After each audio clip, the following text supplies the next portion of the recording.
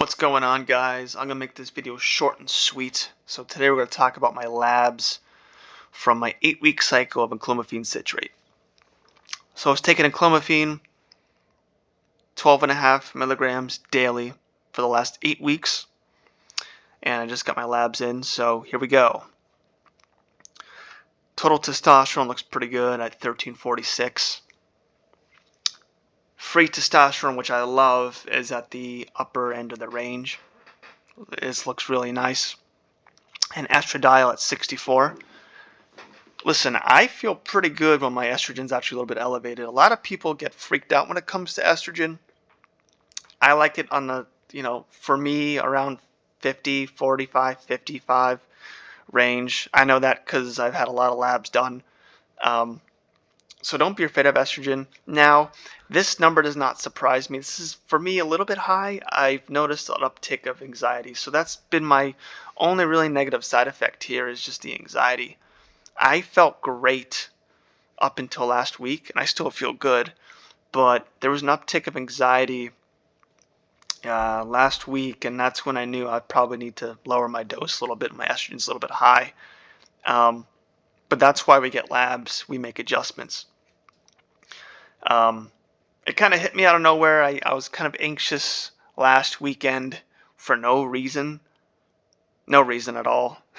So that's how I knew, okay, maybe we need to lower this dose. I feel like my estrogen's a little bit too high.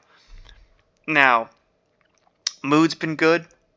Libido's been good. Gym performance, energy, everything's been great. There's only one drawback here, and I knew this walking into this. Same thing with the Clomid, is my IGF-1 levels. This is pretty low. I'm going to take a look at possibly trying MK for a little bit, or a GH peptide, but that's where we're at. I don't really feel like my body comp is fluctuating.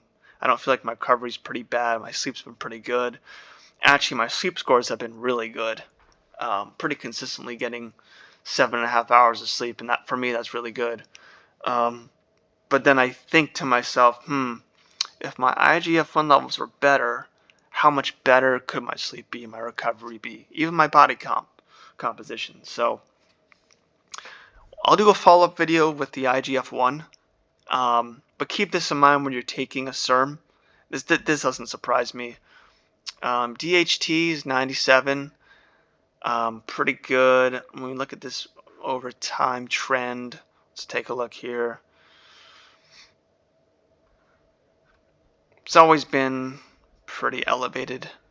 I'm not really worried about this. Having good high DHT levels is pretty good for you. I mean, again, when it comes to hair loss, it really has to do with genetics and blood flow to the scalp. DHT is not the end-all be-all for hair loss. So here we are. Everything looks pretty good. I feel pretty good. Most importantly, always go by how you feel. These are just numbers. I feel great, but I will probably lower the dose to 4 days a week, and we'll take things from there. If you guys have any questions about my experience or enclomiphene, drop a comment down. I'm not a doctor. I'm just an indie scientist.